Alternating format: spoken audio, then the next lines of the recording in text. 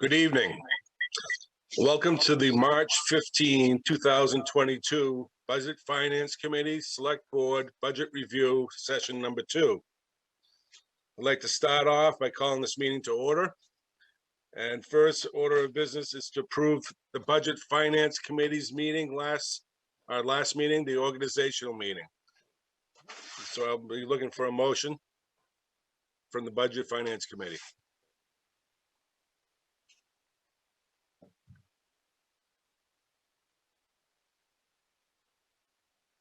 So I'm looking. I have a motion. We're reviewing the minutes from our last budget finance meeting. Can I have a second? Second. Abby. Thank you. All those in favor? And you now have a quorum, Mr. Chair. Yes. And any opposed? That motion carries. We want to next approve the minutes for the combined meeting following our organizational meeting.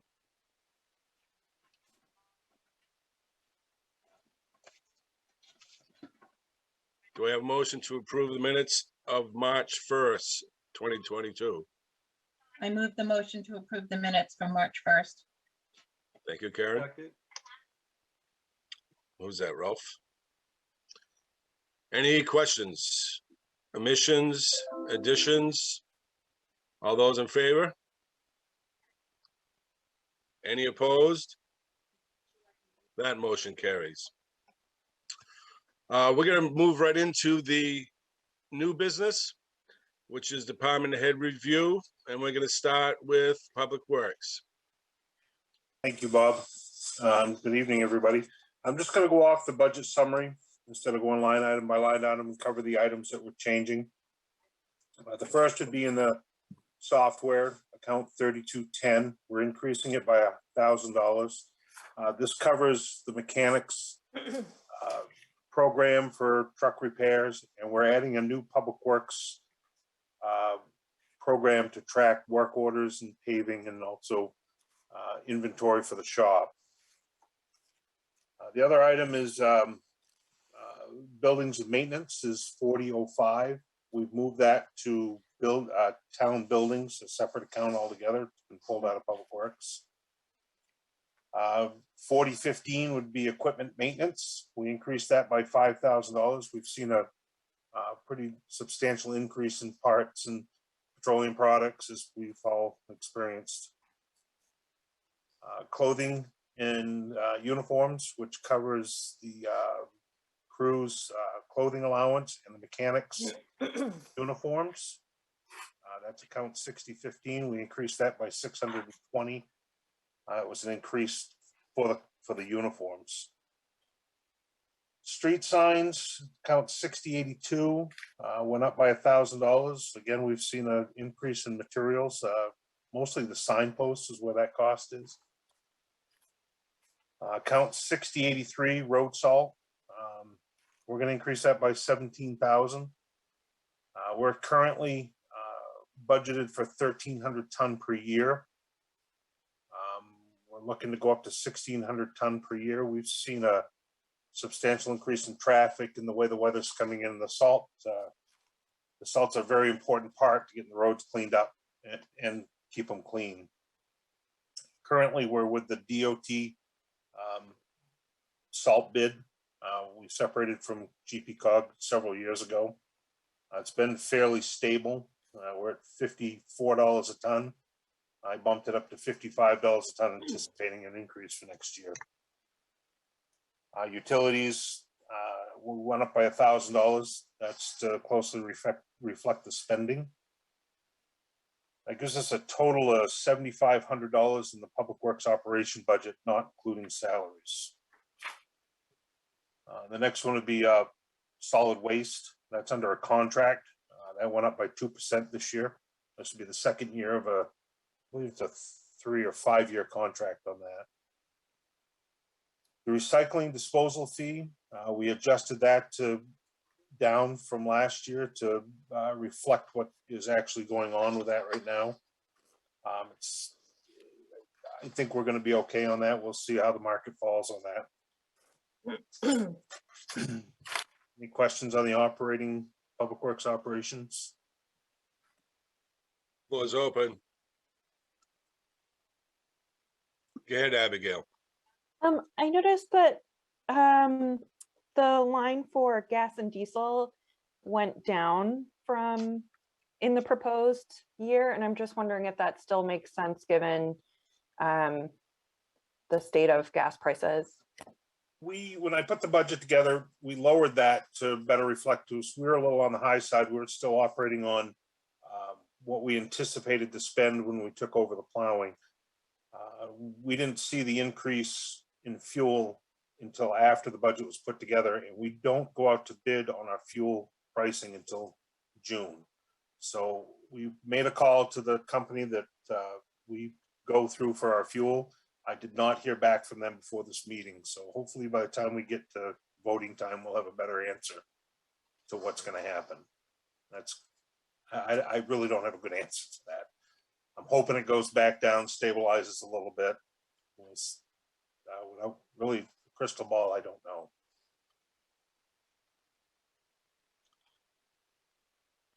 Any other questions for Public Works?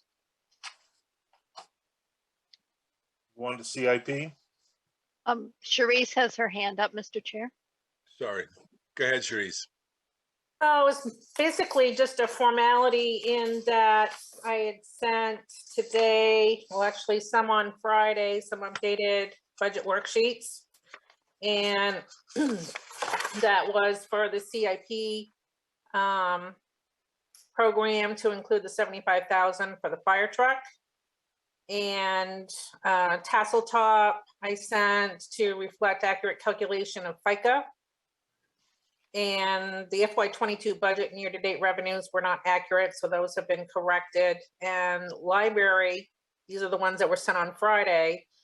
I did not include $1,000 for mileage and training as submitted by Allison.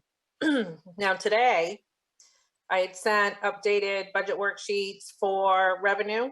The state revenue sharing projections have been published as of yesterday.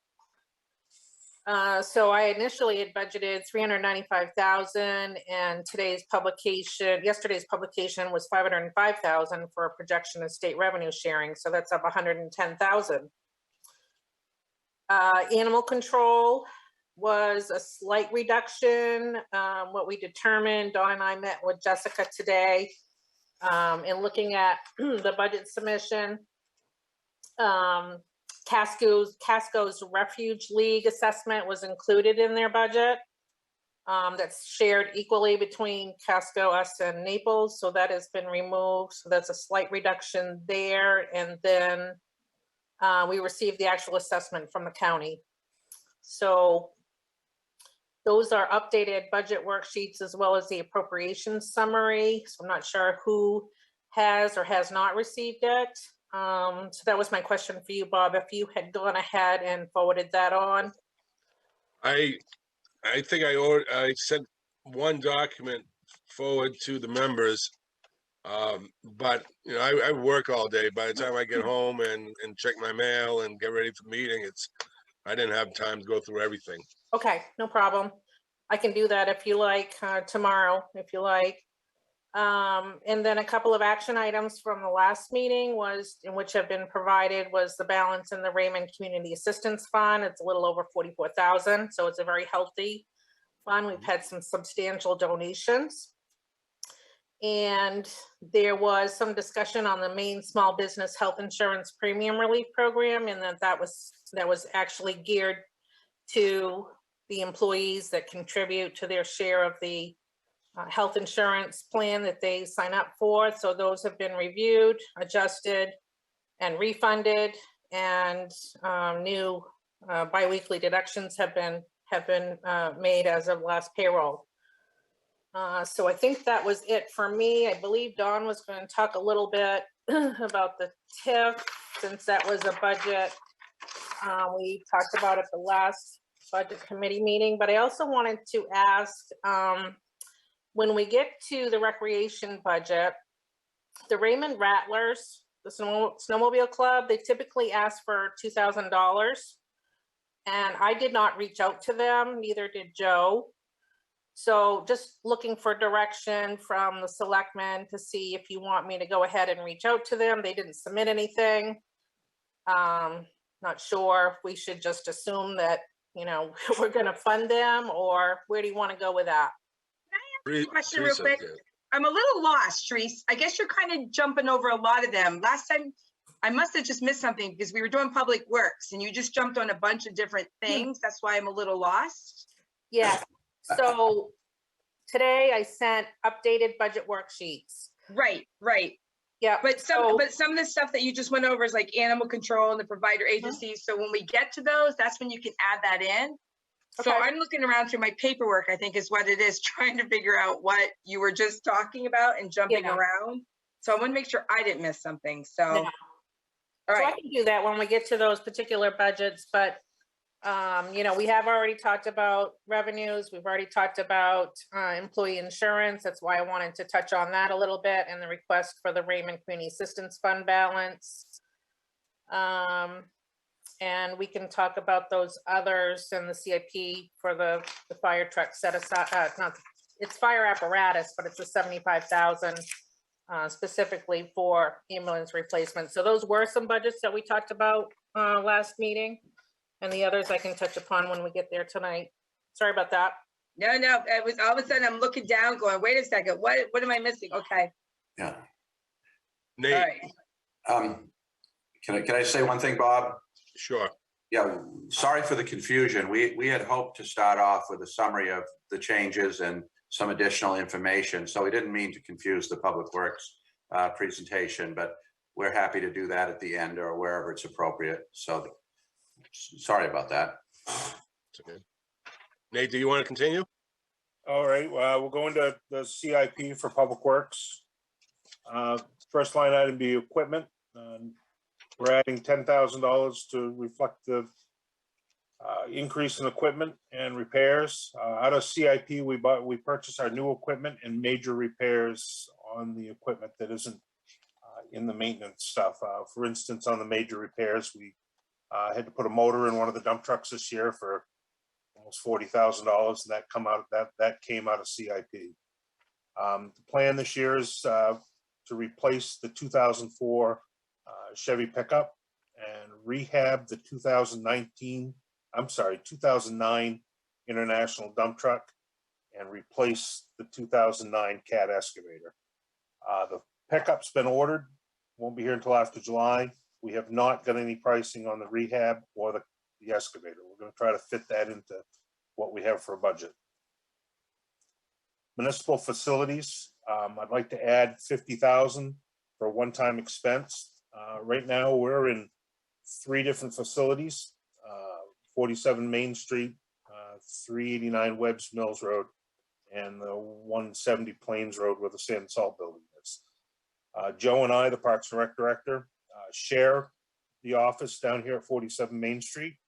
Our plan is to eliminate one bay, put a receptionist area, office for Joe, clean the place up a little bit.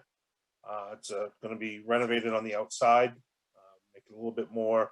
We're kind of looking like the ugly chicken in the village down here. The place is, I think the building's fairly decent. It just needs to be fixed up a little bit. Roads and paving, I'd like to add $100,000 to that, again, to reflect the increased cost of paving, anticipated increased cost. Our plan this year is to do an overlay on Mountain Road. We rebuilt the further section from Coneska Road to Tenny Hill last year. And we did the section from Tenny Hill to Spiller Hill probably about 7 years ago. And I'd like to get a surface on that before that goes beyond repair. We also got to do the Shaw Road surface on that. That was rebuilt last year, or 2 years ago, I'm sorry. And start the repairs on Coneska Road. Cost on that Mountain Road and Shaw Road combined is about $300,000. Coneska Road, I'm figuring about $100,000 in construction, and any unanticipated repairs that always come up would be about $35,000. That brings us to discussion to consider. We've been tossing this around for a few years, and I guess I decided to put a number on it. And opportunities come up that we're not gonna, I think we really need to take advantage of. We're gonna end up with Jordan Small School handed back to us in 3 to 5 years. And I'm suggesting that we set aside $100,000 a year for renovation and planning for that. Didn't really, the town office is getting to a point that we're really cramped for space. We've been always looking for a community center. Now we've got Parks and Rec. I think this is a tremendous opportunity for the town. We're gonna have the property back, but I think we need to start planning for it. And the other item would be $100,000 to go towards a public works facility at the 170 Plains Road. Again, this is just a suggestion. I needed to put a number on it to get the discussion out there and talk about it. We're in 3 separate locations right now. It works. It's a pain in the butt, but it does work. Our garage up to the maintenance garage is small. We knew that going into this. Well, I knew this going into this when we started building up the department. It works. It's tight. If we got to work on a dump truck that involves dumping the body all the way up, the truck has to go outside or down to the sand salt building in the old building. So this is stuff that I think that we need to start looking at, and I put the number on it to open it up for discussion, and that's it. Does anyone have any questions for Nate? Go ahead, Teresa. What happened to the $35,000 for playground? Is that you or is that Joe I have to go Nope. after? No, we still have that in the budget. That's number's gonna stay the same. The 35,000 in the CIP for playground equipment and playground upgrades. I'm sorry, I was looking at 2023, yeah, proposed, so yeah. Yeah. So, all right, and I do agree with, especially because I don't want to be behind the ball when it comes to, 1 is the Public Works facility, and 2 is Jordan Small. You know, take advantage of it and start getting prepped for it now. I don't know if $100,000 is the number where it needs to be at, but it, Shut up, Nathan. okay. Joe, you had your hand up. Joe. Joe, go ahead. You're muted. Okay. I think it's too early to be setting aside that kind of money. If you're gonna be renovating the Jordan Small School or building a new facility, you'd probably be better off bonding something like that instead of setting aside all kinds of funds. I'm looking at this budget and we're throwing a lot of money around already. And to just continue to throw money on this, aside and saving it, I don't think makes sense right now. We're gonna have, there's still a pretty good increase in this budget right now. And just setting aside money for the sake of setting it aside doesn't make sense to me right now. I would rather look at capital projects or bonding, especially in renovation of building like Jordan Small or building a new building. Bonding makes sense when you do that. My thought behind it, Joe, and like I said, that's a big number, and I picked it out of the air, to be honest with you. For the public works part of it, I needed a little bit of money to. I'm not going to go out and re-engineer a new building. We've got neighboring towns that have put up public works garages, and I think it's sensible to go build something like that and make it fit. But I need money to do the engineering and the design to fit that property. And the same with Jordan Small. My thought was we're going to need money to hire an architect to change it and do that. I wouldn't suggest anything but bonding when it come down to it. And that number may be $25,000 a year, but I needed to put a number there to start the conversation and start looking at it. It is 3 to 4 years out, maybe even 5. It was just a spark to get things going. But without money to start looking at engineering and design, doing the same thing we've done right along, just talk about it and push it down the road. Well, if I may, I think we're jumping the gun here on Jordan Small. We don't know that that's a definite yet. I would have agreed with you, but I talked to Bill Hanson and he said, yes, that's their intention. So, well, yeah, you're right. It's their intention to give it back to the town. Yeah, and that's 5 years out. 2026, Joe. That's when they're gonna be going into this new school, Okay? if 4 everything's years on out. target. It's 3 to That's 4 years yes. out. Yep. It'll be But here. until you have a vote for both towns, you honestly don't know where you are right now. What do you mean a vote for both towns? Well, you have to approve the new project. You have to approve the signing of it. You have to approve giving back Jordan Small back to the town. From their school board? Yeah. Okay.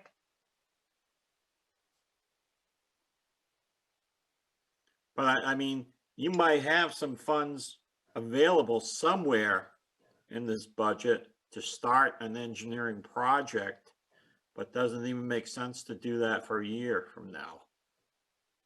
I mean, how far out you want to look? Because things change in a matter of a year or two. Mm,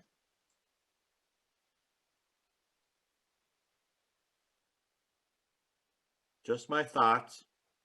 I'm just looking at the bottom line on this budget, and I think it's pretty hefty. We've added a lot and we've done a lot and the town is growing and I feel we need it. I do. That's just my 2 cents, Joe. Yeah, that's fine. All Any right. other questions for Nathan? I don't see any. Thank you, Nathan. Thank you. Next, we'll move on to technology. Okay, Bob. So the big news in technology is just a reshuffling in the budget. We've got $16,260 or 8.3% that's locating the cable modem expenses for Public Works at the Plains Road, Public Works Main Street, the Public Safety Building, and the town office out of those respective budgets and into technology. So we put some things, Teresa's made some changes in the budget, as every new finance director does, that makes sense to her, and I think they make sense in general to put those technology expenses in there. Aside from that, you have some incidental increases throughout the budget, and there's a detail, of course, in the budget from Kevin, and I wouldn't pretend to be able to talk about the details of the different technological improvements and costs and so forth that he's planning for, but he is here tonight and could answer questions. But the biggest part of it is just a change in the structure of the budget.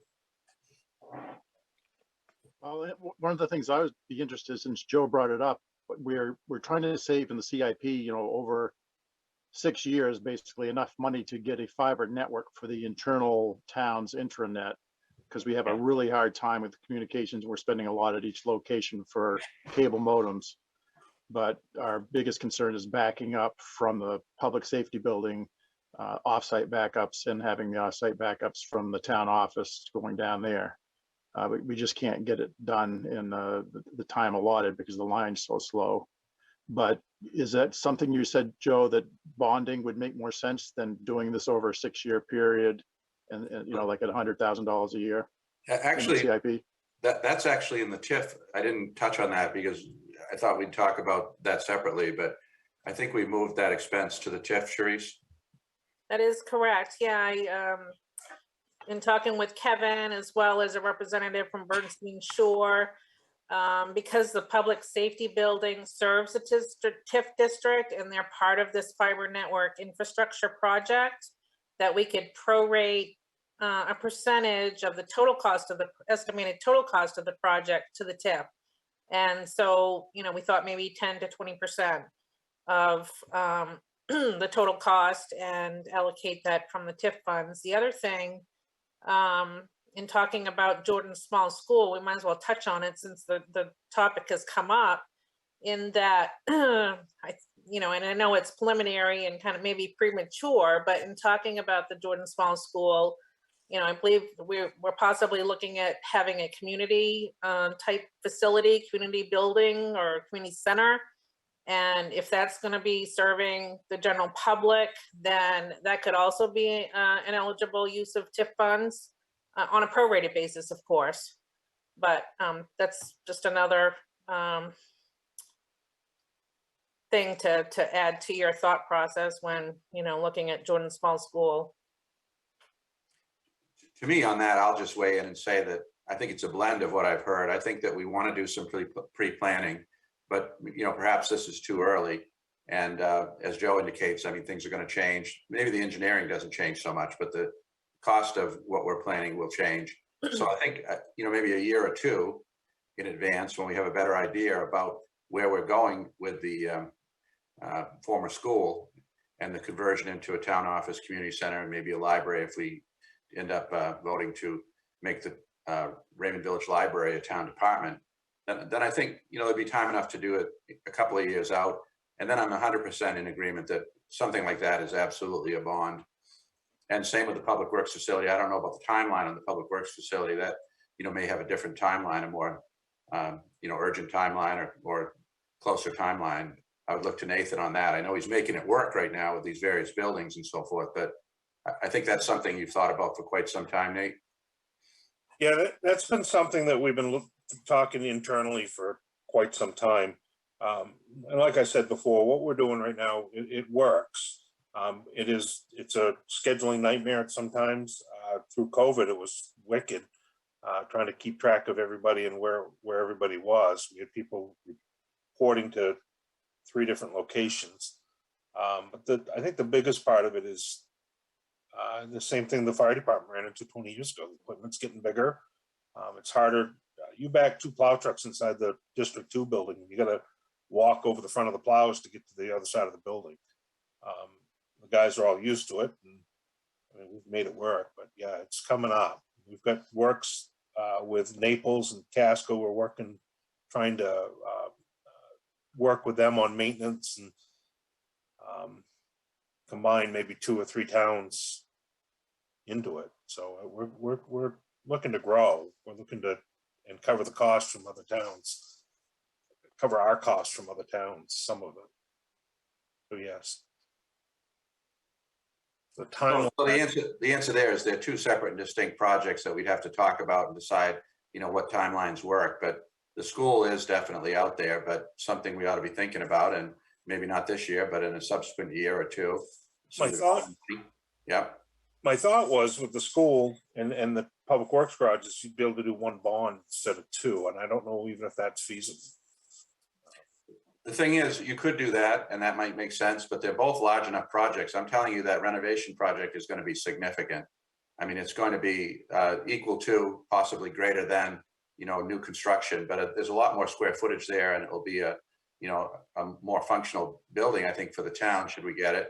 And as far as the public works garage goes, that's also going to be a order of magnitude project that would stand on its own as a single issue bond. Yeah. That's not to say it wouldn't make sense to put them together if they came together, but they're big enough so they could be apart. Yeah. My opinion, anyway. Yeah, Joe.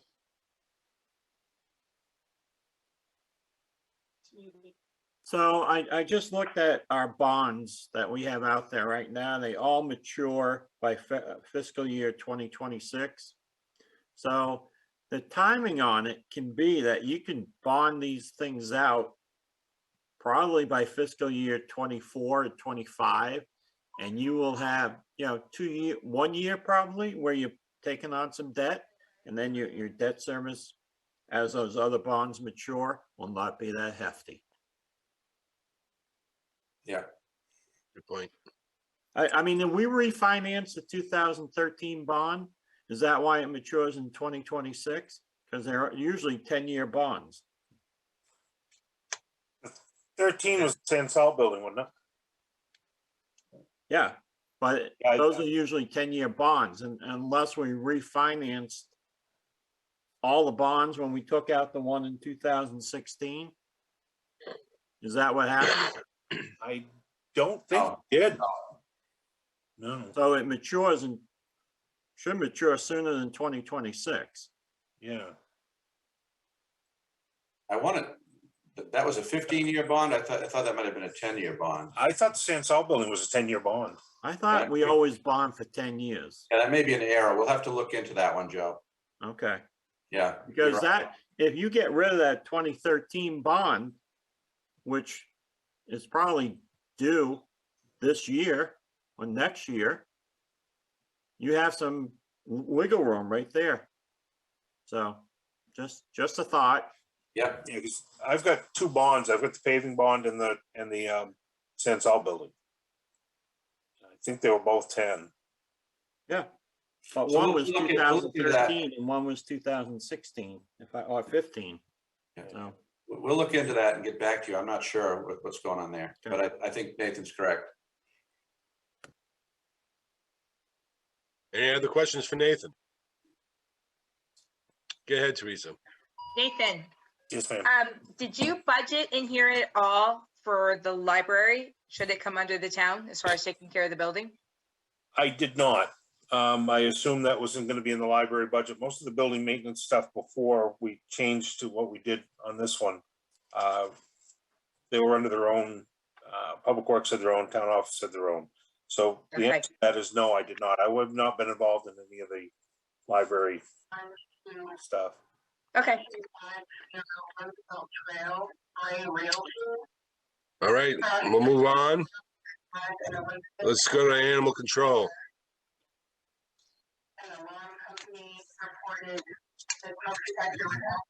Hi, Jessica, how you doing? You're still muted.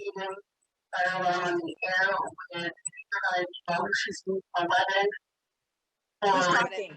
There you go. Sorry. I'm clicking, but nothing's happening. Good evening. So for our budgets, there's not much of an increase at all. If anything, basically what I've done is moved some of the money around so that we have better access to training and whatnot. I've asked for less money for the assistant ACO. So we could offer a larger stipend and for 19 weeks during the summer when we need them most.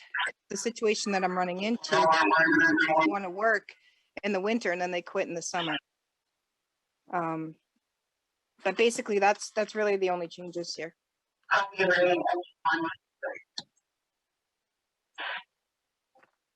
Any questions for animal control?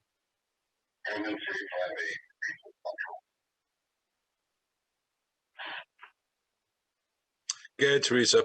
I think we just got a new vehicle for you, right, Jessica? Yes. Yep. Okay. So, and then Yep. we're gonna split that. Sharice, I think, is billing the other 3 towns. Correct. That- Yep. Okay. Yep. I appreciate that. Thank you. Yes, once we get it outfitted with the cage and the laptop shelving and whatnot in the dog cage, then I'll invoice the other 2 towns for Perfect. the new vehicle. Great. I think Nathan's just about to do that. We're gonna have the equipment flipped over starting this weekend, and then it'll go out to have the decal package. And we'll be done. We can put the interior of the new one into the old one and sell the old one, and we should be done. We'll give Jessica something to use over the weekend so we can get that accomplished. Cool. Yeah, Good. Thanks. Should be going, the car's going down Friday. I was gonna give her a call, but we gotta catch up to just and swap. it. Friday? It looks like Friday. Okay. Seem to think it'd be a weekend and we'll have it back first of the week. Perfect. Thank you. You get to drive our fine green half-ton, we call it the green truck. Yes. Surprise. It's an honor. It runs. As long as Good I don't luck. have to put something in my car, I'm happy. So Kevin? Yeah, I just have a question for Jessica. Was Naples going to give you some office space? yes, I actually have some office space that we're working on. It was kind of hard during the winter because I got plowed in. We had an ice dam going out front. But yeah, we're working on retrofitting that again. Is that the building that Marine Safety moved out of? Yeah, yep. Okay, yeah, because we're going to try to get you some wireless access point service from the Marine Safety building, and that should That- be within the next That couple would of be months. great. Yeah, because I have a modem over there and, a couple wires that come in, but they were telling me that I needed to have some kind of switch or whatever. So I figured I'd just get in touch with you when it was ready. Okay, right. So, yep. And that building's going to be excellent because it actually has a spot where we can hold an animal. So in the summer, if I do have a call, where we have a dog and I'm busy with something else, we can always put the dog there. And then, hopefully an owner will come. And if not, at the end of the day, I can take everybody down, which would be great. So nobody's, left holding anything.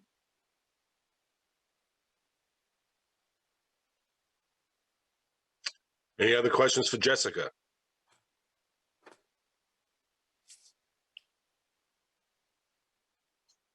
Go ahead, Rolf. Not specifically for Jessica, but more for Don, have you had discussions with Casco in regards to the insurance portion? I have had discussions with Tony about that. Briefly, I had deeper discussions with the previous town manager. I believe the town of Casco right now is looking into their entire employee wage and benefits system. So I believe they're looking at, you're talking about the health insurance benefit specifically. They're looking at that and to try to determine, and I don't want to make a comment about another town, but they're trying to determine, that their overall package and whether there should be changes there, changes in compensation. Maybe they should be looking at different insurance. The insurance, as everyone's aware, is now a legacy program from MMA. They don't offer it anymore. It's extremely expensive. So I believe they are analyzing that and looking at alternatives. But I could make a direct, contact on behalf of the Budget Finance Committee, Board of Selectmen, expressing that interest, but I think it's happening. I think, in light of everything, it's something that they should be being looked at because it's, obviously it's a high cost portion of that. So. Right. Any other questions for Jessica? Seeing none, thank you, Jessica. Great. Thank you very much. Have a good night. You're welcome. Let's go on to cemeteries. So for cemeteries, we're in year 2 of the new mowing contract, and that went up 1%. And I'm asking again for $3,500 to continue the repair of old stones and straightening of them and cleaning of them and whatnot. I don't know if any of you have had a chance to go out and visit the village cemetery, Riverside, or Raymond Hill, but the Colette's has done us proud, very literally. They really have come out nice, and they've fixed all the stones. We're only going back as far as the oldest stones. The newer ones, especially in the village toward the rear where it's more active, the families are maintaining. But for the old marble stones, that's what we're concentrating on. And I'm kind of along that line, wanted to just say publicly how much I appreciated Dick. I'm not going to get through this. I'm sorry. How much I appreciated Dick Sanborn and all he did for the cemeteries and whatnot. He'll be sorely missed. Thank you, Sue. Any questions for cemeteries?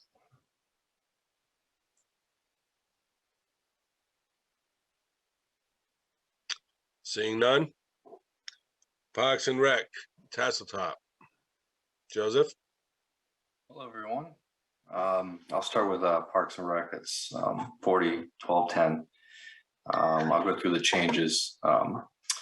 3005, the contracted fees and services, that's going up. For a couple reasons. One, I extended the use of porta potty time at our parks.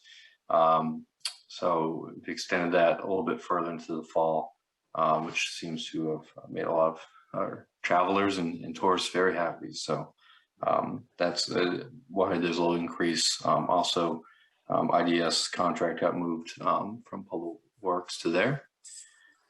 So there's an increase in that. line. The next increase is 3230 travel and training. That's just because we've added a parks foreman. We're gonna also look at getting him certified, and also have additional trainings and conferences they can go to keep learning and growing his skills.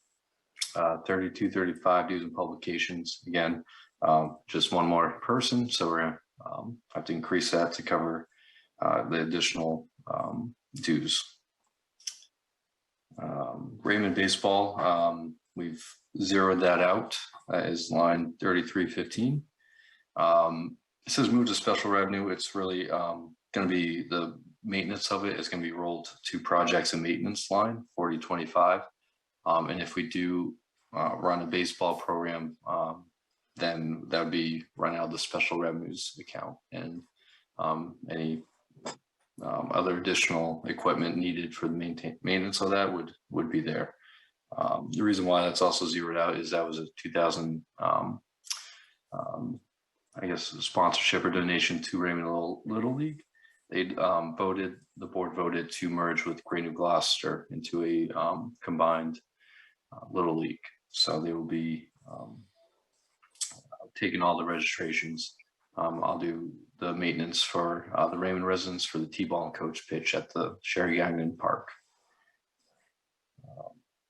The Raymond Rattlers line, the 3320 that I think Charisse just mentioned in the beginning. Raymond Recreation is still going to be the 2000 for Camp Agawam field rental.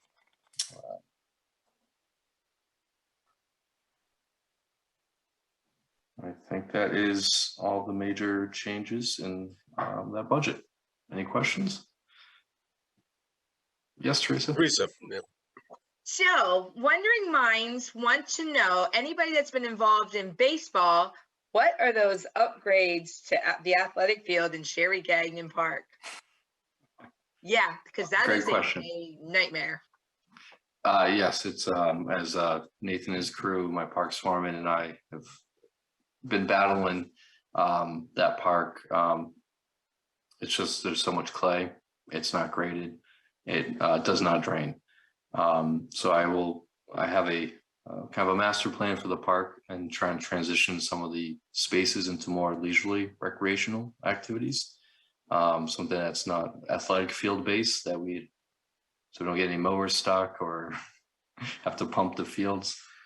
So in my initial needs assessment, I think the outdoor tennis court and pickleball courts would be a very good venture for the town. So that's my would be my first proposal for those changes. You got to touch base with Marshall because he wanted something else, and I think it was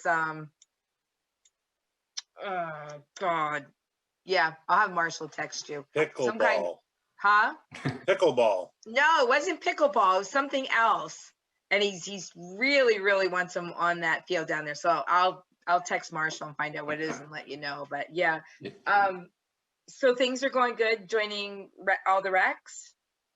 Yes. All the programs and events, well, that was previously run by Raymond Rec Association, besides the ski club that got canceled right between the Omicron coming real fast. So we've gotten everything going. We've added extra karate session because our first one maxed out. We got the Raymond Running Club going back. That already has 22 registered. I just opened that up last week. So it's a very nice thing to see the activity from the community. And I don't know if everybody knows on here that we now have a bus for Raymond Rec. Paint it green. Yeah, whatever. It's But supposed to be bluish green. yeah, it's what It looks great in the sun. Just don't look at it on a cloudy day. So which is really good. And I'm hoping to see the ski program. Great job, Joe. Thank you. Now, did I hear earlier that you're planning on adding a receptionist? Yes, that's kind of, it was kind of a proposal between Nathan and I to have a hybrid, kind of like we do with the parks foreman, admin for both departments. I think we're gonna do the Field of Dreams approach and try to get District 1 built first, and that set up my office. We're also running out of a space there as well. I have probably, to Nathan's right, about 50 basketballs right now in transition to go to storage or somewhere. So we're quickly kind of growing out of that space as well. So yes, I don't think we're going to do that this fiscal year, but it was internally talked about. Any other questions for Joe? Thank you, Joe. Thank you. I'll move to Tasseltop. Tasseltop, yes, please. So again, Tasseltop is an enterprise account. So it's kind of, I operate it more of as a business as far as the accounting. This is kind of based off last year's data, and we have been growing so fast that it's changed so much on the proposal side. So the biggest one you'll see in 41,700 is under contracts. The increase is the septic pumping for our new toilet trailers down there, portable toilet trailers. We upgraded from, because it's such high usage down there, we've upgraded from the porta potties, and also because of COVID, we could have actual hand washing and soap stations in those trailers. But it is a huge expense of ours, one of the biggest, to get that pumped every week, sometimes twice, 3 times a week, depending on the volume of people coming through. So that's a big increase. We also looked at 4070, that's the cabins. We did some upgrades there. We're going to continue to kind of get those going a little bit more. Barry's done some really great work, just redoing everything. We got new appliances, new sink tops, new cabinets. He's done a great job. I actually had the honor, just to give him a shout out, he won an award through our Maine Parks and Rec Association. So I got to announce that he was the outstanding professional in parks for this year. So I just came back from the conference, and so kudos to Barry. Also structures, we've kind of had that. Last year we did a lot of upgrades. We had a new deck to the snack shack. We've upgraded the maintenance building, have concrete there. So we've been really kind of trying to update all of our buildings and structures.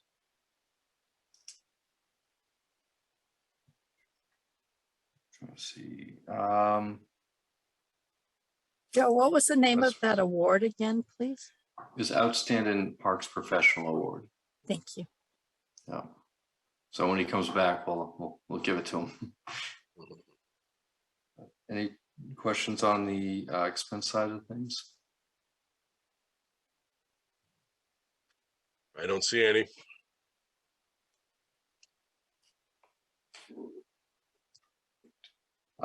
Revenues. We increased revenues, which was great. Last year, it's hard to calculate because the fiscal year runs about a third through it. But as a season, we increased $118,000 in seasonal revenues. So this half of going into May and June, we'll definitely have an increase there. So we kind of adjusted the proposed revenue line. That kind of increasing it really, what helps was just cycling through the gate memberships, people coming in at any time of day. If we have a parking spot, you can come in and either pay or show your membership and use the park. And that's been a very good model to get as many people through as possible. I think on the statistics, we had over 16,000 daily users, daily gate admissions, and over 1,200 membership check-ins. So they would use their membership to check in. So that's been a big increase. The cabin rental, we've increased the number of weeks we can rent to 21. And I think we already have booked 20 for this season. So that's helped at least give us a baseline of revenues, knowing that we'll have those come year after year. So if we do have a rainy season, we at least know that is cabin rentals will be here. So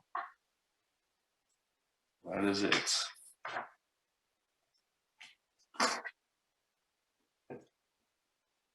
Any questions for Joe? Ralph? Yeah, on the snack shack, you, year to date for this year, we're at 40,000, but your budget for 23 is only 12,000.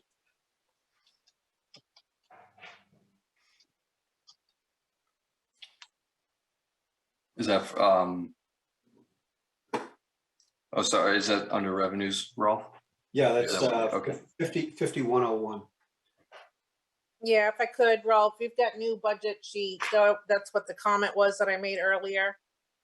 The FY22 budget and actuals were not in the initial submission correctly. So I did email out corrections last Friday. So the budgeted amount for Snack Shack for FY22 is actually 6,500, not 45,000. Okay. Yeah, this season, yeah, we're around $13,000 in Snack Shack revenues. So that 12,000, I think, looks a little bit closer to the actuals that I have and Sharice has.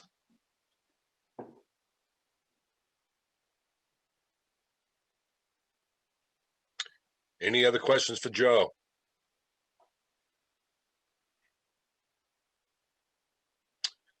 Thank you, Joe. Thank you. Let's go to provider agencies. All right, so for the past several years, you've allocated $2,000 for discretionary funds for me to use to fund provider agencies that provide, you know, the highest level of services for the town, and that's actually worked pretty well. There are still a number of agencies that are making requests that have a lesser, you know, presence, but we do try to find the ones that have the most impact and are making, I think, the most, I guess, good for the community. And so I'm comfortable with that, and that's what we put in again. It looks like Sharice has put the Chamber of Commerce in with the provider agencies as well. And we've kind of funded that through this fund. And I think the first year we did it, you know, I don't remember exactly where I got it, but it was a de minimis amount. I think it was $250. And so Robin Mullins is here from the Sebago Lakes Region Chamber. I think she wants to talk about the chamber. I don't know if we've ever had a chamber person here before. And so I would tell you that she has provided a lot of value add for the town, for the towns, particularly through the COVID pandemic.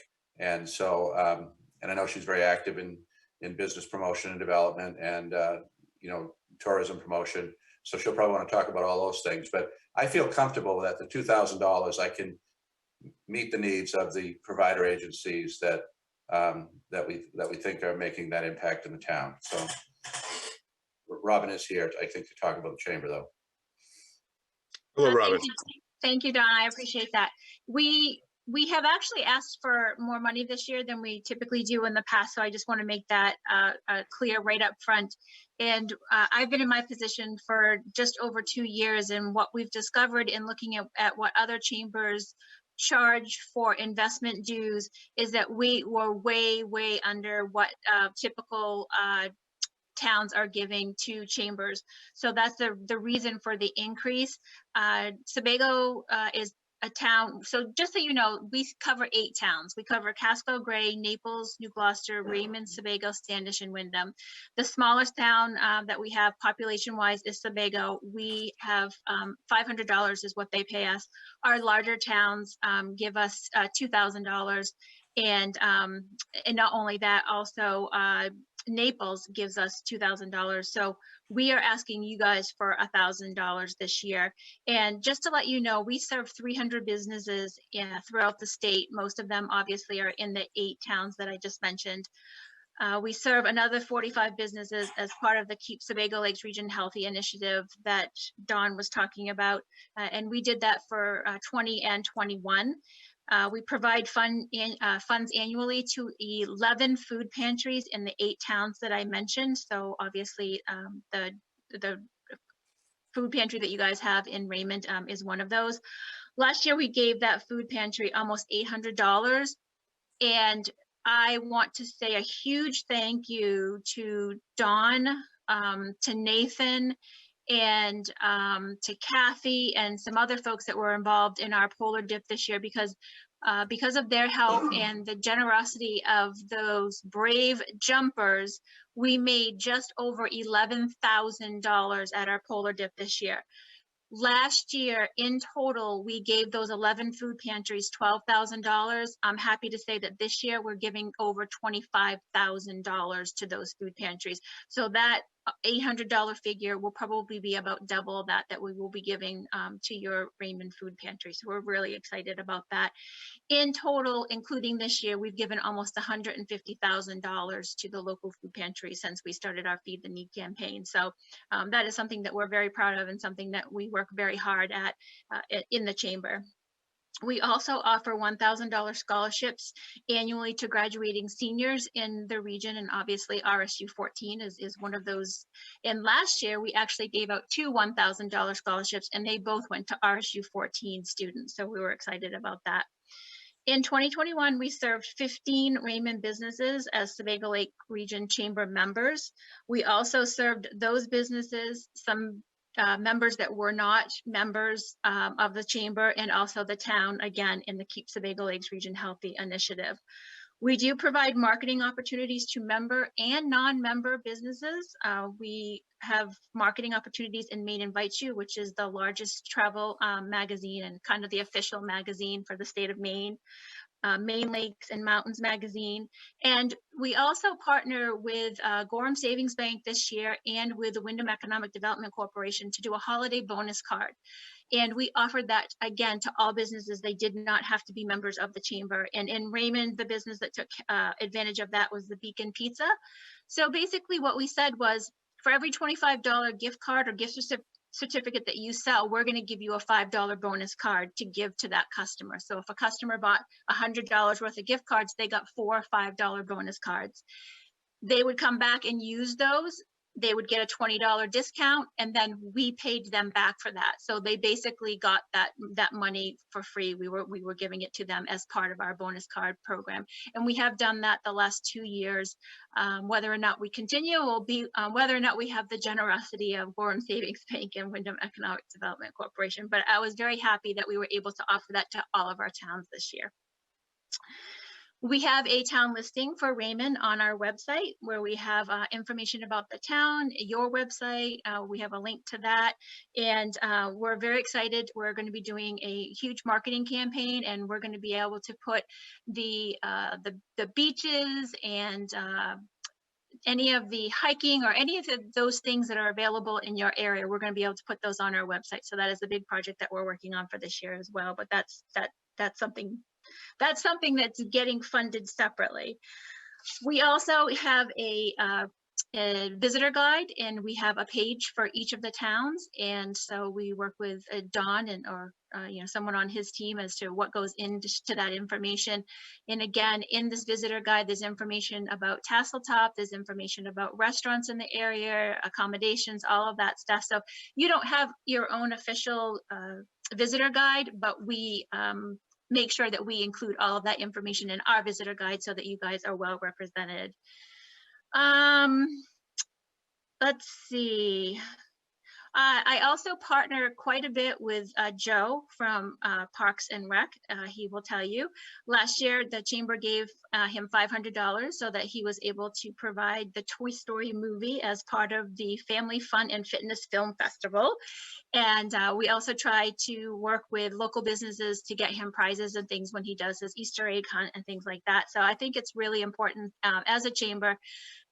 I've discovered that we can't live in silos anymore. We all have to work together to help each other because volunteers are very hard to come by these days, so we have to kind of work together to make sure that, you know, whatever he needs, you know, we're making sure that we're there to help him. So yeah, that's kind of in a nutshell what we've been doing and will continue to do for the town of Raymond. And I'm more than happy to answer any questions if anyone has any. Thank you, Robin. Don, go ahead. Yeah, if there are no questions in provider agencies or for Robin, then there's also the RTP Explorer tab, which is broken out as a separate provider agency request. And I think we see Don Libby here, and I think he wants to speak to their request. Absolutely. Thank you. Appreciate the time tonight.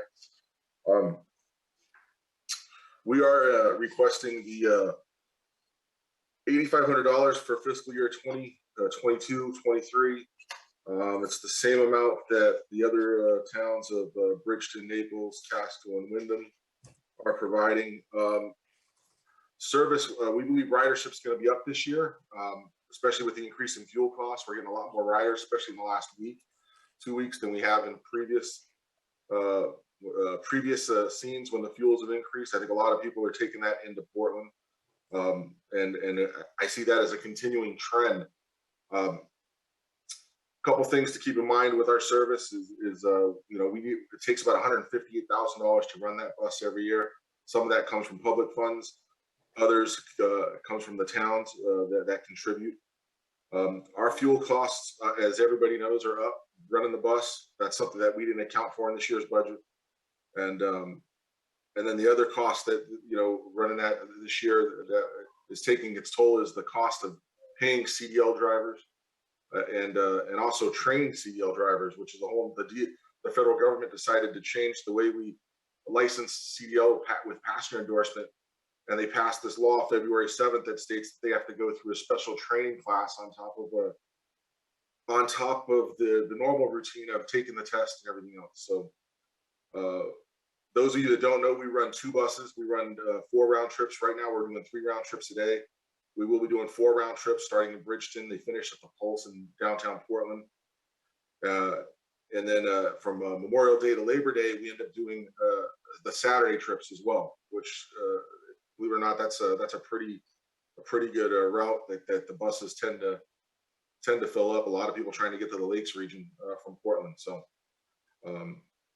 all our buses have GPS. All our buses have Wi-Fi in them, so people can work on the way into downtown Portland. We do have a few commuters that take that. They start in your neck of the woods and they jump on the bus. And I think a lot of the people there are using those buses because they don't want to pay for parking in downtown Portland. So, but we're planning on, like I said, expanding that in the summer for the Saturday route. We're asking for the 8,500 that we've asked for in years past. Hopefully, we can get close to that number because we really needed to keep that bus running. So I appreciate your time. Thank you, Don. Any questions for Don?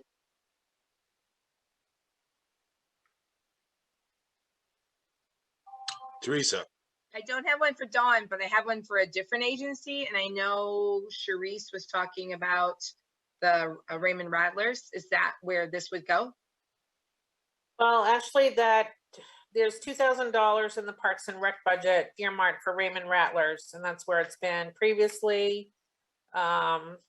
You know, that's the snowmobile club, and that was the one that I was looking for direction. They didn't make a submission, but I did not reach out to them either as an outside agency that we provide funding to. So I'm looking for direction whether or not you want me to contact them directly.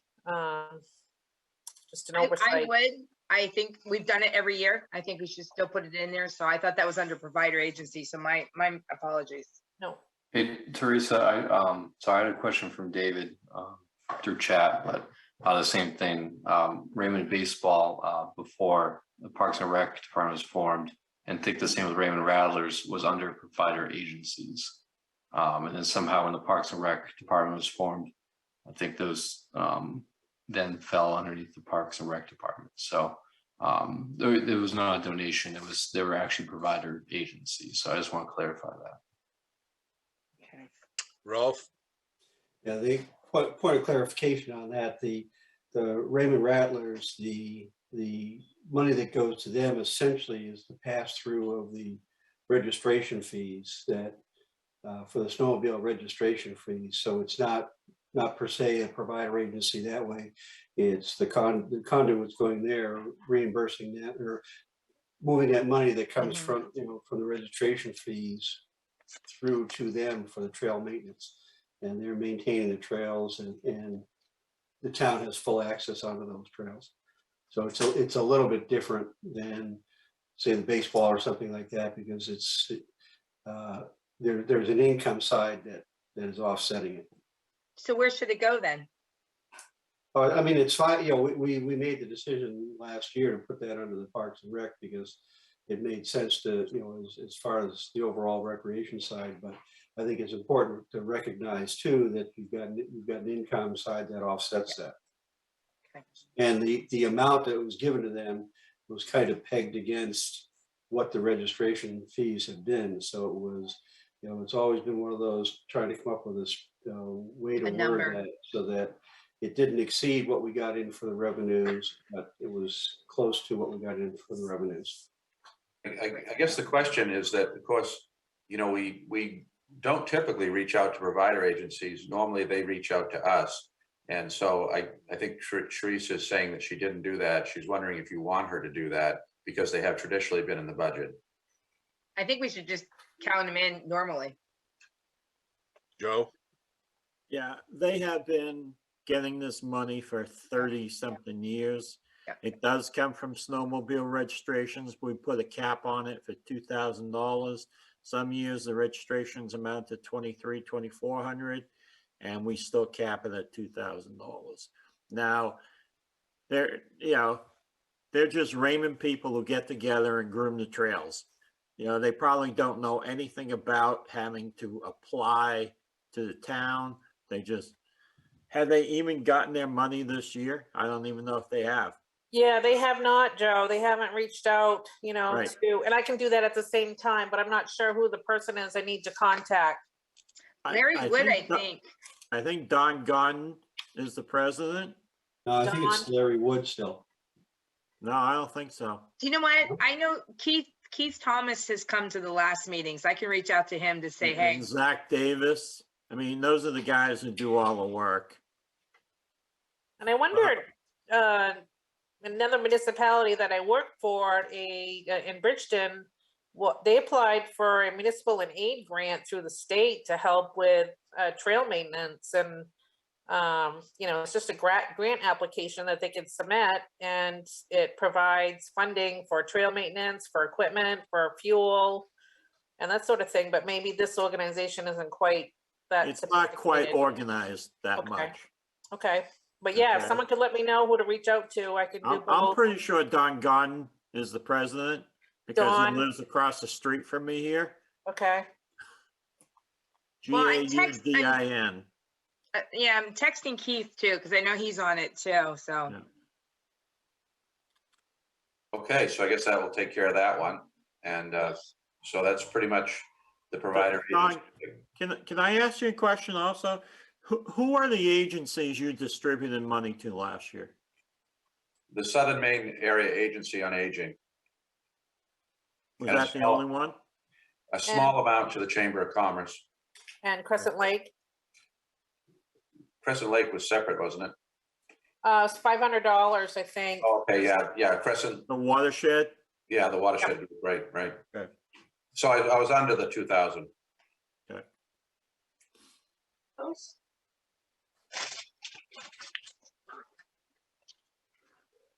Any other questions for provider agencies? All right, we'll move on to Raymond Village Library.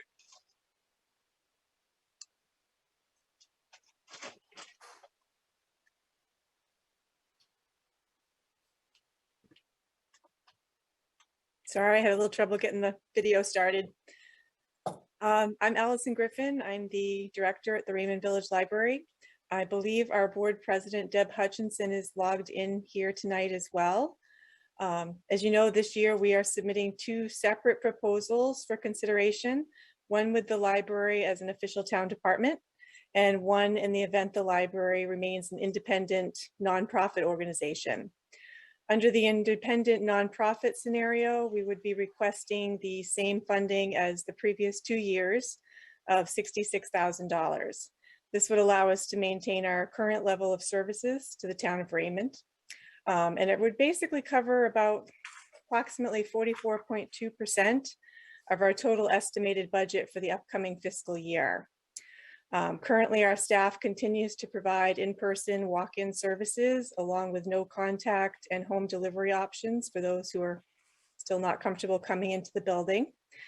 We've had a really successful year with fundraising and grant writing, which allowed for some recent changes. Most notably, we were able to increase our hours. We're now open, I believe, 37 hours a week instead of the 28 previously, including our senior hours. We were also able to invest some of those fundraising events into building up the digital and print collection and in doing some building repairs that had been in need of, it was on our radar for a few years that we finally did some of those repairs. We basically have circulated over 25,000 items over the past year, and we provide access to about 16,000 physical items and an additional 16,000 digital and e-books and periodicals. The upcoming year, we hope to provide the same services that we've provided this year and hopefully build on what we already have in place. And I can answer any questions that you might have about our services or our funding request. I mentioned the 66,000 we'll be requesting as an independent if we don't become a town department. I didn't get Sharice's email with the changes to the budget that were sent out, so I'm not sure how much of that changed from the original if we were a town department scenario, but I do have those figures as well.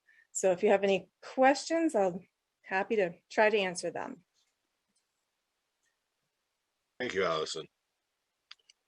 Dawn, I believe you have your hand raised. Yeah, probably the biggest change from what Allison and the library trustees submitted is in the area of salaries and benefits. And so the thinking there was to try to get Allison and the other employees to the midpoint of our KMA survey, taking into account wages that are paid in like libraries.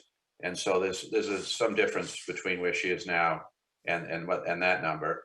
And then there's also the cost of the benefit package. And of course, it's a whole different setup. I mean, it's not the nonprofit. It's more, as she said, a town department. And so there are going to be some lines that are new and aren't in that nonprofit budget. So that's all detailed in your budget book. And so it is a significant, increase for sure. And but I think that it's something that's been a long time coming, something we've thought about for, at least I've been here for a couple of decades, and it's been bandied about all that time. And so I guess if we go to the townspeople and see what their thoughts are, then we'll know the answer. But I'm hopeful that they do become a town department. I think that, the offerings can be expanded even further, and we can make it a sustainable service for the town. I know it's an appreciated service. I think a lot of people already think it's a town department, so they're doing a pretty good job that way. And I think that they're committed to trying to do some level of fundraising. They'll talk about that. And so, we can mitigate the cost somewhat that way, but it's not going to be less expensive, but it's going to be a better service and a more sustainable service. And so that's what I really have to say about it. And I think probably the biggest difference, as I said, are in those areas. I think aside from that, I'll let Sharice speak to it, but I don't think we changed a bunch of things, did we?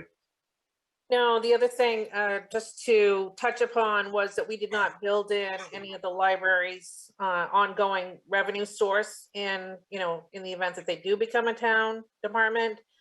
We didn't want to just make the assumption that all those revenues would transfer over to the town, so there wasn't anything allocated in that respect. The other change would be their internet presently is funded by the state, from what I understand, and that would no longer be the case if they were a town operated department. But that's, I think, estimated to be $6,000 per year. Joe? Sharice, I'm looking at this sheet you sent out today, right? This new sheet. Yes. So if I'm reading this correctly, the operating budget's about 136,000. Taking the difference between what the town typically appropriates and And the 202 you have at the bottom, yeah, is that correct? yes, Right now they're combined, right? yes. Yeah. Is it meant to be that way or? Well, it's, we got to build it in, I think we were talking about the warrant articles at the beginning of tonight's meeting and how we're going to present that to the voters and, one passes, the other one fails. And yeah, it would be, if it does pass as a town department, then it would be a net increase of 135,000 roughly. But again, we It did would not. be a net increase of 70,000 because you take the 136, you subtract the 66, it's really an increase to the town of 70,000. Mhm. Right? Am I doing that right? Because we normally put in 66,000. Right. Yeah. So what happens to the library's money that they currently have in their fundraising and certificate of deposit, which I know is, from what I remember, over $100,000? Is that correct? That's gonna, go ahead, Deb. Well, we have to, when we wrote the MOU with the town, we really laid out how those finances would be transferred to the town. So it really depends on how that all goes through. Isn't that what we said, Teresa and Ralph? We said that. Because most of that money is gonna stay with the library. Well, Not most of it, no. Not with the library, but No. essentially under the MOU, there are certain costs that, the library would have to decommission from its 501c3. Right. To cease that and set that up as if they want to set that, there was talk, they're going to set that up as a separate fundraising area to be able to raise additional funds for the library for special projects and things like that. But the money that's essentially in the bank and in those, that, under the MOU, that transfers over the town to be designated for use for the library. So effectively it would, you impact there where that money comes in, but it's only going to be used against the library. So For use as a part of the operating budget or for use as,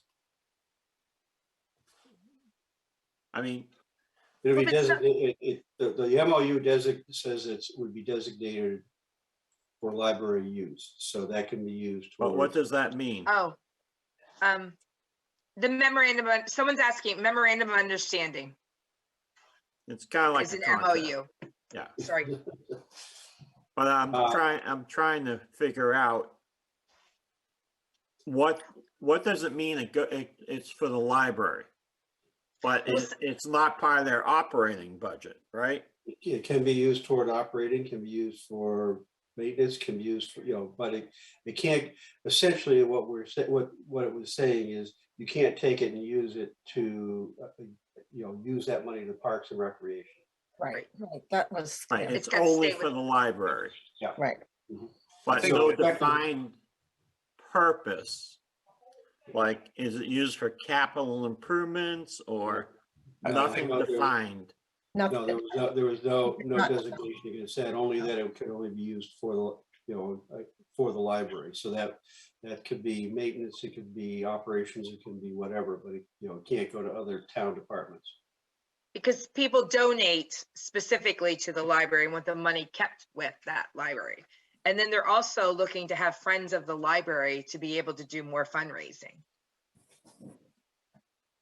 For capital improvements or buying books and whatever. Right. Right. Or any special programs that people want to do or anything else. And to help offset it. Yeah. Yep. So we're looking at a cost for the town of about $70,000. To have the library Become join. a town department. Yes, because we normally budget 66,000 anyways. And we're adding that 136 for people that don't understand. And how much is in that other fund with the library right now? Allison, you would know that. Yeah, I'm looking for that sheet. I'm gonna have to pull that up or ask Nick to provide that, but I can get it to you. I thought I just saw, That current figure that you asked for, Teresa, yeah, that's what I'm looking for right now. it was 400 and, Well, that's the net worth of the whole library is 400 and some thousand. But Right. that That's- includes the building. That I includes assume, that and includes the land. building and Everything. the assets. yes. Yes, I'm just talking about the cash. My recollection was it was about, in the order of, between 100 and 120. it's Right. actually, my phone is frozen, so it's in Nick's notes that he just gave us for the meeting for Thursday night, I think. I mean, but If I there can was pull that up. issue, but out of that money that's there's some that has to reside to do, for the transitioning and whatnot because of the changing over to the 501c3 and changing that over and things like that. Right. So We said, the full amount that they've got in the bank wouldn't right. come over. It'd be- We- it's we that were- line, so. We just requested 15,000 for that. Just to keep for startups for the others, for the friends and like postage that and money. stuff like that they would need. What I'm seeing is approximately 141,000. So Bob Jones has been trying to raise his hand here. Yes, Bob. According to the financial statement or financial position as of December 31st, they had total bank accounts of $287,574. Yeah, but there, what's in there Who is does? money that also is accrued towards that was a grant that's in the process of being spent down. Right. Isn't that right, Deb? Is that the capital fund? There's the capital fund, but there's they had received a grant. Yes, that's going to be used up towards a this specific- year. and I can't remember what the project is, but so money that's in the bank is part of that is that grant. So that's not Wasn't it available because that's going to be this, spent down. It was the Stephen King yes. $30,000, and we had a state grant as well. Mr. Dave- Chair, we also have a member of the public that has a question. Yes, David Prezone. You're muted right now.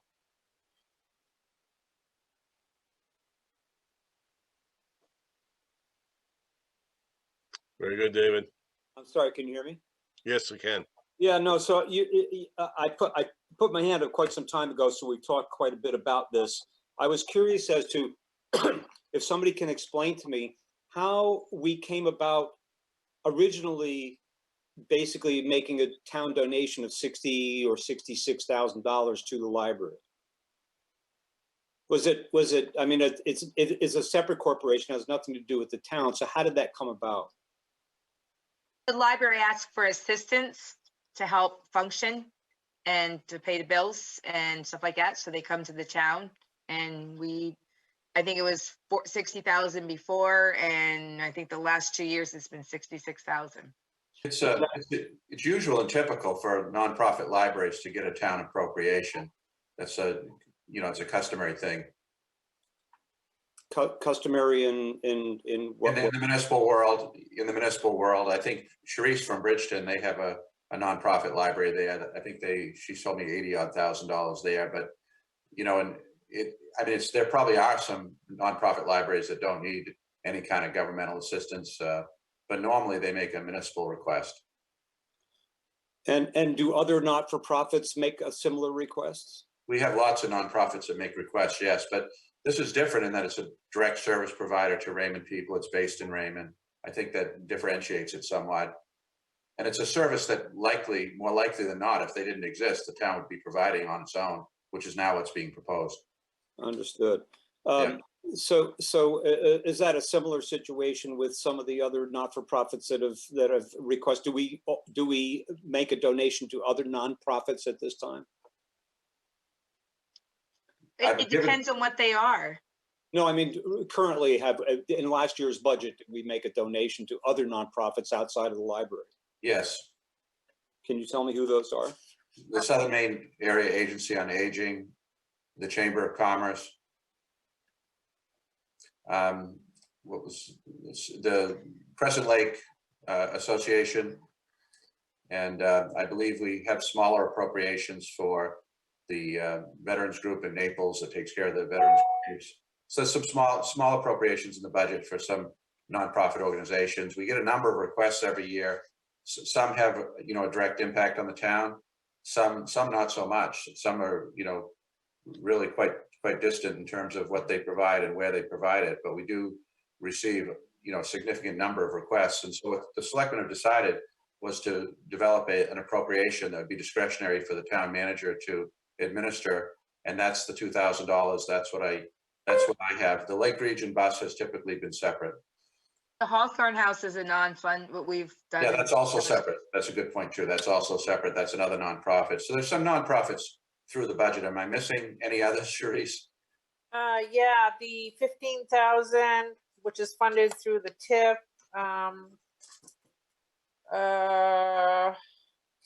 The Historical Society, and let's see. Well, maybe that is the Hawthorne. No, those are two different Raymond ones. Water. Raymond Waterways, you have. Yes. Right, right. But so there are a number of nonprofits that we fund. Yes. I appreciate that. Thank you. Okay. Any other questions?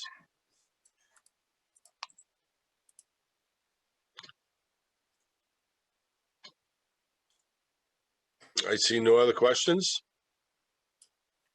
I do have one other thing I'd like to bring up if we're getting towards the end. We are. That is, there's not an appropriation in this budget for a consultant for the comp plan. And I'll let Sue speak to this issue. We've had a really hard time getting anybody interested in that. And I don't know if we're going to be up and rolling, and if and when we're up and rolling. And so if we were to do that, we would at some point need to engage a consultant. We probably can go for some period of time, an information gathering and with a volunteer committee, but that's something that's sort of, we've talked about, we've advertised for it. We haven't got much interest unless something's changed. So is that one that would properly flow under TIF? Yeah, I think that could go on to TIF. I mean, I would hold that off and work that under there. Okay. Rather than funding it separately. We've actually had a rash of, I don't know if that's the right term, of requests to get on here. And I think partially thanks to the Roadrunner pieces that Melissa has put in, we've had people understand a bit better, I think, what it means. And we've had a few folks that haven't been on committees before say they're interested. So we're up to, if I'm just doing a quick look at the people have requested, we might have 9 or 10 different applicants. So I was going to put it on the next agenda for you folks to consider possibly appointing. Okay, I stand corrected. Last I knew, the last update I got was a couple of people. Yeah, it was just within the last 3 or 4 business days. So like the end of last week. So the Roadrunner works. It does. People actually read it. It's cool. Yeah, Rolf. Yeah, just going back or looking at the updates that Therese sent out today.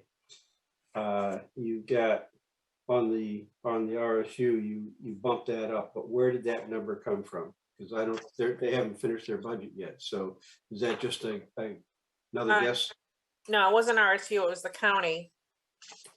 Well, you had the county tax that went up, but also on the RSU side, you went up.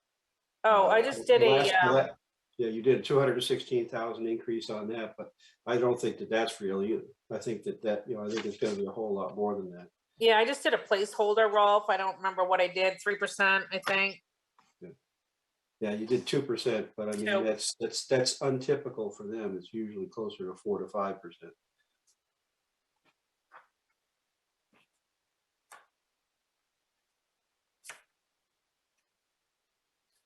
And on the county tax, did that go up because our valuation changed, or Or is it a combination between the valuation change and the increase in the budget? Yes, combination, yes.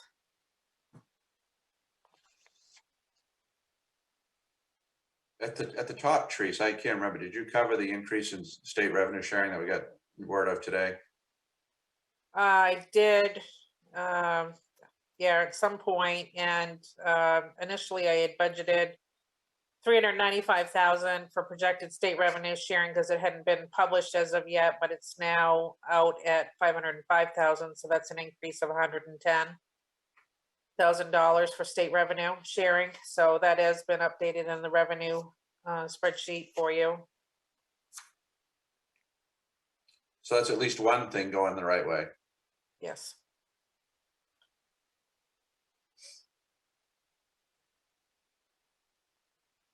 Any other questions? Any public comment? Go ahead, Bob. I'm brand new on the committee, and there's a lot of stuff that has been sent out over the past week to members that I don't have. Yeah. How do I get it? I'll send it to you. I just got notification that you were sworn in yesterday. So I haven't been able to update my mailbox yet, but I'll get that stuff out to you. Thank you very much. And if there's anything that's missing from the town, Bob, you could check with Sharice, see what you have against what she sent out. We'll get that to you. Okay. Okay. Yeah.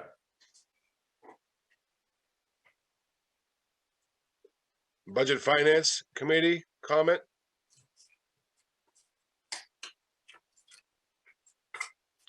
Select Board comment. Oh, Bob? I'm sorry, I'm a little delayed here each time. That's okay. I guess this is for Nathan or for Don or both. I have seen that Casella is pushing Wyndham to go to an automated trash pickup and recycle pickup service from the current, I guess they bag it and throw it.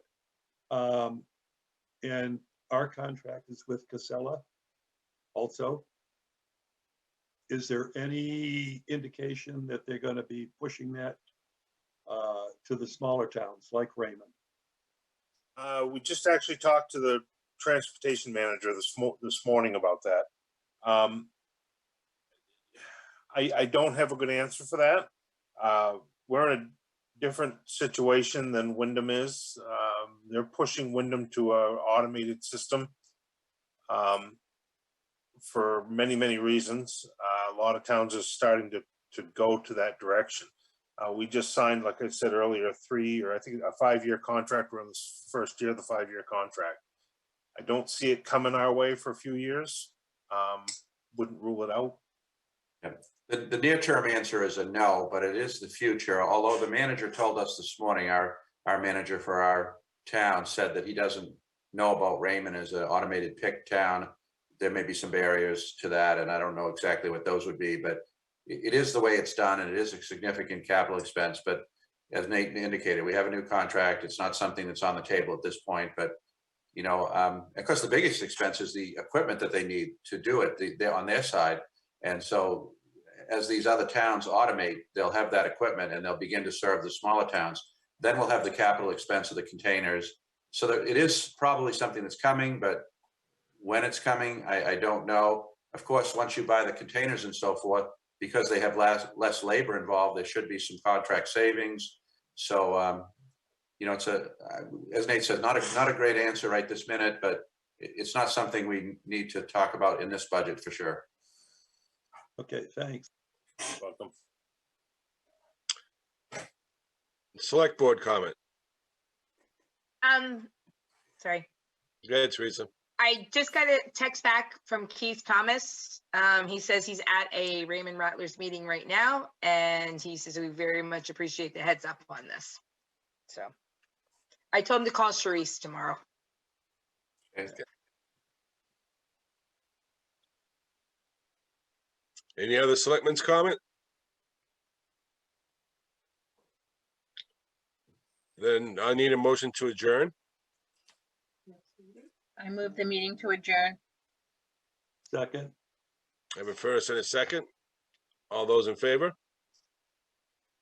Any opposed? Thank you very much, everyone. Have a good night. Thank you.